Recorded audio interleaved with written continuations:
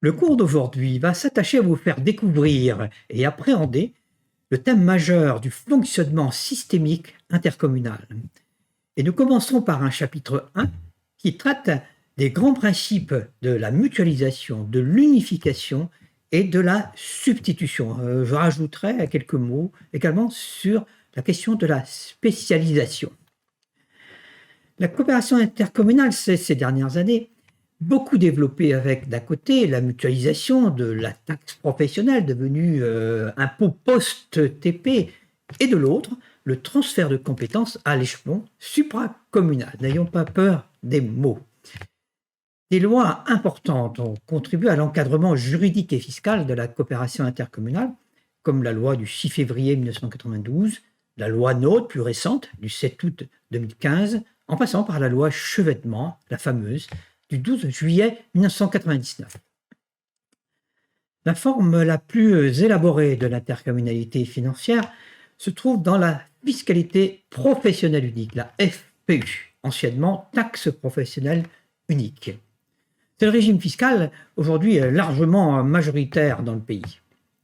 Alors, ce mode de coopération est fondé justement sur des principes de spécialisation, de mutualisation et d'unification de la fiscalité économique locale, ainsi que, en théorie tout au moins, de substitution.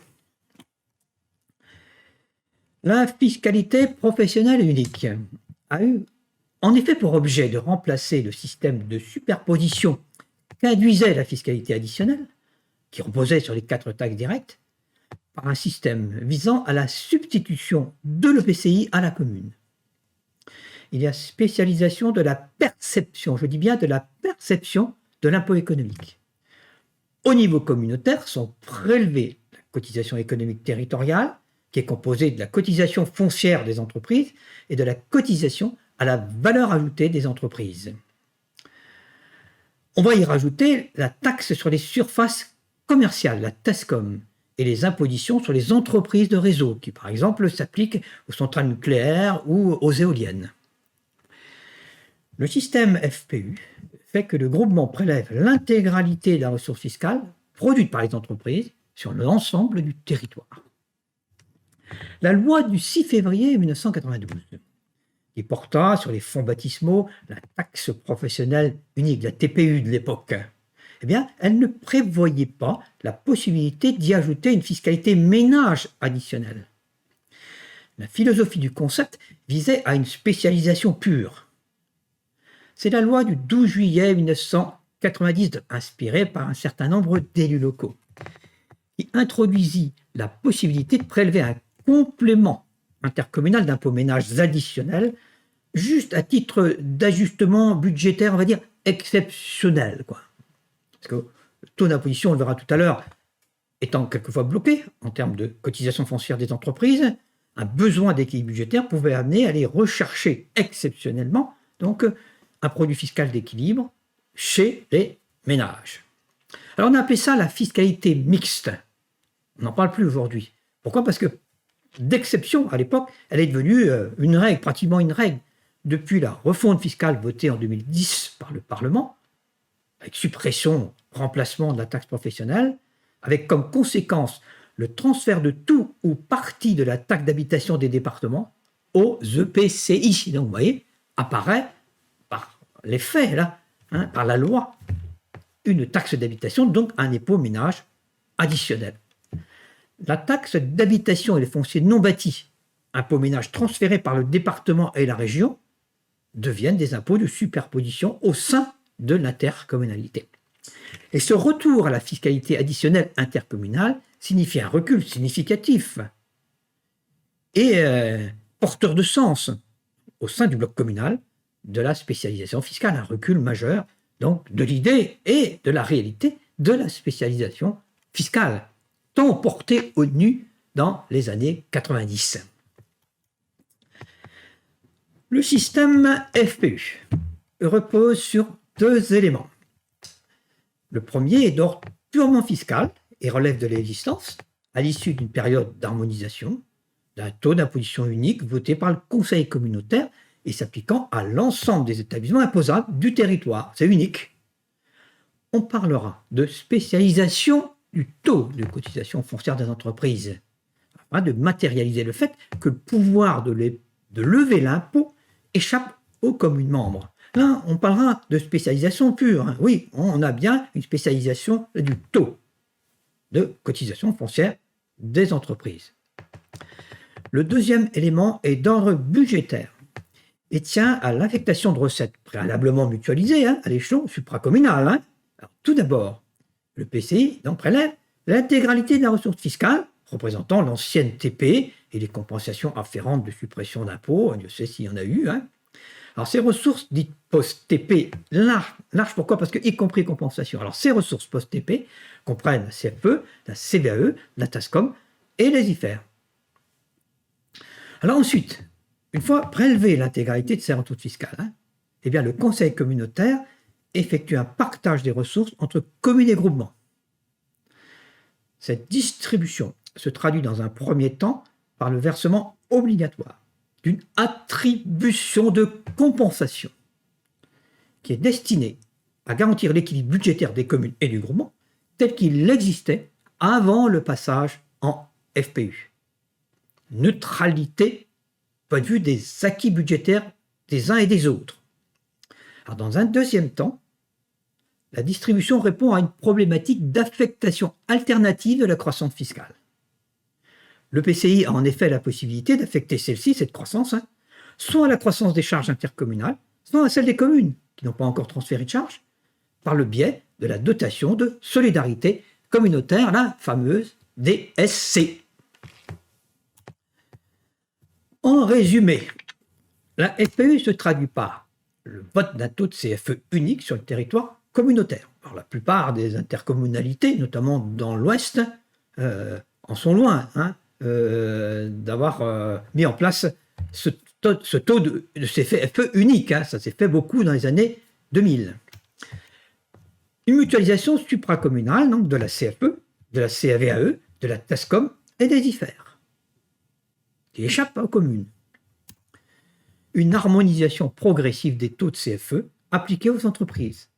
Là aussi, je rappelle que dans l'Ouest notamment, hein, cette harmonisation progressive, elle est loin de nous maintenant, car elle s'est effectuée, on verra tout à l'heure, sur une dizaine d'années, hein, dans les années 2000. Maintenant, on est, ça y est, avec un taux qui s'applique à toutes les entreprises et qui est le même depuis longtemps pour l'ensemble des entreprises. Donc, versement d'une attribution de compensation, l'AC, destinée à garantir l'équilibre budgétaire des communes et du groupement existant avant le passage en FPU. C'est cette fameuse neutralité de la réforme concernant exclusivement les acquis. Parlons maintenant, en dehors des acquis, de ces produits de la croissance fiscale d'un EPCI. Et là, on est confronté à cette problématique d'affectation alternative de la ressource ou de la croissance de la ressource fiscale, hein. Donc, on l'affecte soit à la croissance des charges intercommunales, soit à celle des communes, par le biais de dotation aux communes, c'est-à-dire la DSC. Dans une logique de substitution et d'équilibre de l'ensemble consolidé qui forme le groupe territorial, commune plus groupement, et bien dans cette logique de substitution et d'équilibre, hein, la localisation de l'accroissement des charges liées aux compétences transférées, donc, transférées ou non d'ailleurs, et bien cette localisation de l'accroissement des charges détermine l'affectation de la croissance de la ressource intercommunale. Et oui, c'est une question d'équilibre dans le temps. Il faut donc chercher l'équilibre, hein. Alors si cet équilibre n'est pas constaté, la coopération intercommunale devient, par la superposition qu'elle engendre, fiscalement inflationniste. Et oui,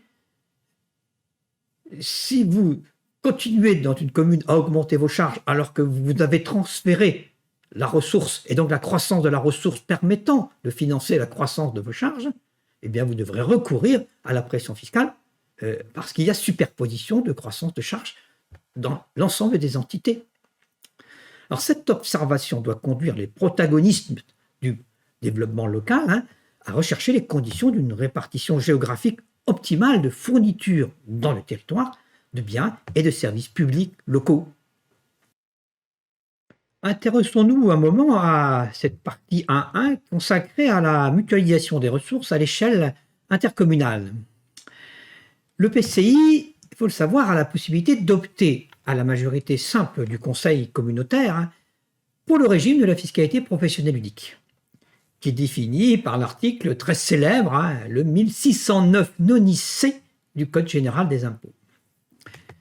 Dans le cas d'un EPCI historiquement en FPE, c'est-à-dire qu'il existait avant 2011, qu'il a opté pour la FPU avant 2011, eh bien, toutes les taxes économiques locales, appelées depuis 2011 post-TP, eh bien, ces ressources avaient été transférées à l'EPCI et comprennent aujourd'hui la CFE, la CVAE, les IFER. On y ajoute, vous savez, la TASCOM. Et vous vous rappelez qu'on a aussi transféré les compensations fiscales économiques pour suppression de la part salaire de la TP, pour suppression d'une frange de la part recette de cette même TP, pour des exonérations dans les zones de quartier prioritaires pour la ville, en CFU, zone frange urbaine, zone de rénovation urbaine, etc. Alors si l'EPCI existait au moment de l'option FPU, eh bien celui-ci avait, au titre de la spécialisation, transféré aux communes ces impôts ménages additionnels. Il ne conservait pas les impôts ménages additionnels, il les donnait aux communes. Alors, en 2011, après la réforme de la taxe professionnelle supprimée, remplacée, l'EPCI a reçu l'intégralité du taux de TH du département, et donc la totalité du produit fiscal que ce dernier prélevait avant sur le territoire de cet EPCI.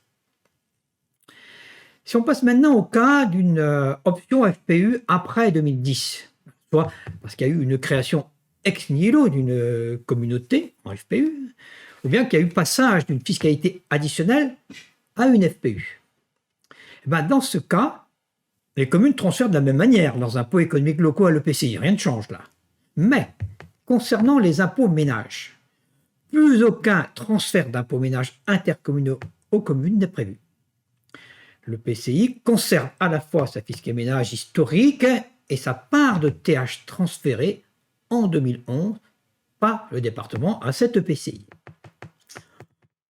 On peut voir que le taux de TH sera donc bien plus élevé dans les EPCI historiquement en FPU, avant 2011, que dans ceux créés ex nihilo depuis 2011, ce qui pourrait être assez gênant pour les experts qui souhaitent faire quelques comparaisons sur des bases qu'ils veulent ou qu'ils voudraient homogènes.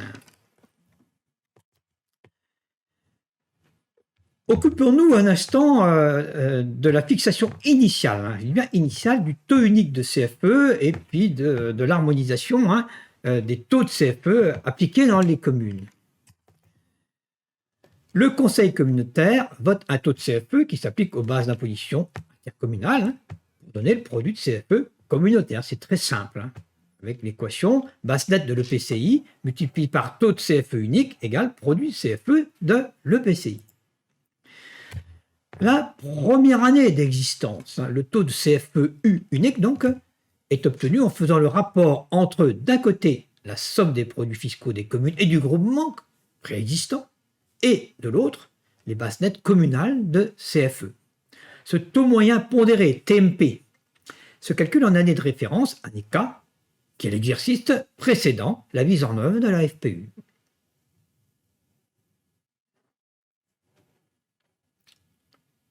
Par la suite, l'application dans chaque commune du taux de CFE unique, elle est progressive. Par élévation de la pression fiscale consolidée pesant sur les entreprises situées dans les communes à faible taux, et inversement. La durée d'harmonisation peut être fixée par délibération communautaire à la majorité simple, entre 1 et 12 ans. Sans délibération, la loi prévoit une durée d'unification en fonction de l'écart entre les deux taux d'imposition extrêmes du territoire. Illustration. Le taux moyen pondéré, qui devient un taux cible en année 8, est de 13,80%, hors élévation de la pression fiscale future. C'est le taux cible. Prenons la commune A. Elle part d'un taux supérieur à 16%. Elle va voir converger son taux vers 13,80% en 8 ans.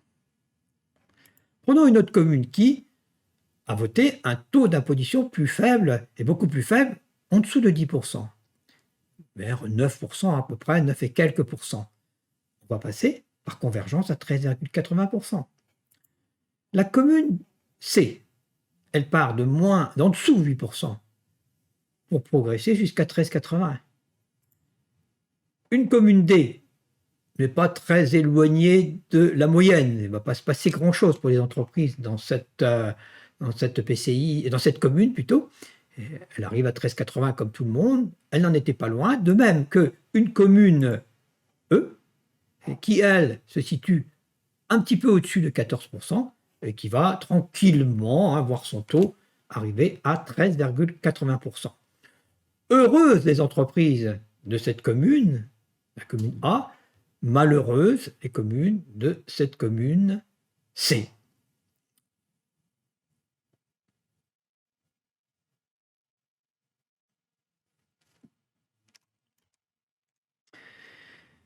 Passons au vote des taux d'imposition intercommunaux en vitesse de croisière.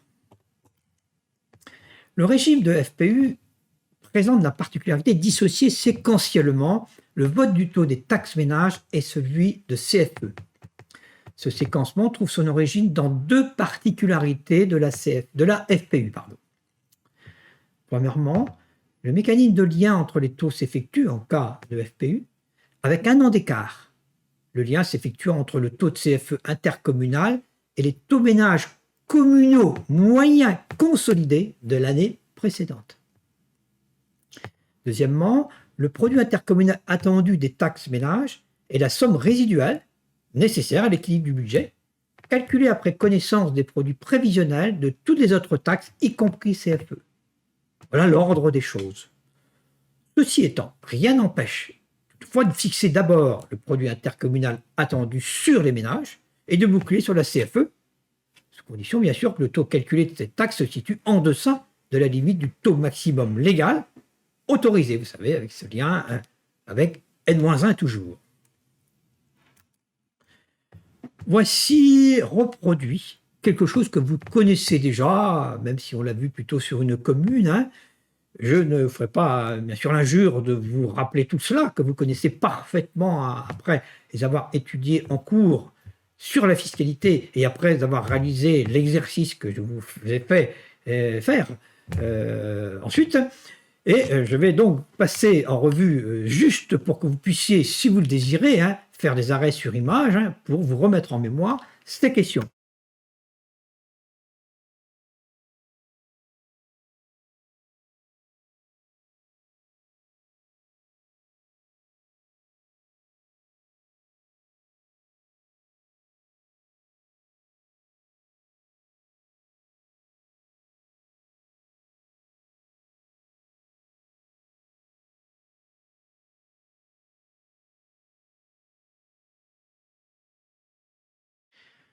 Petit arrêt quand même sur les taux ménages en FPU. Tout comme pour le vote des taux ménages des communes, les groupements sont soumis aux règles de lien entre les taux d'imposition, règles modifiées à compter de 2021. En foncier bâti, le taux de foncier bâti n'est soumis à aucune règle de lien et les groupements ne disposant pas de cette taxe peuvent la mettre en place au taux qui leur sied. Foncier non bâti, le taux de foncier non bâti ne peut augmenter plus ou diminuer moins que le taux de foncier bâti.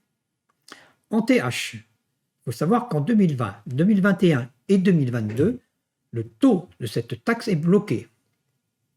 Après, l'augmentation du taux de TH ne peut dépasser la plus faible d'entre les augmentations du taux de foncier bâti ou du taux moyen pondéré de taxes foncier bâti et foncier non bâti.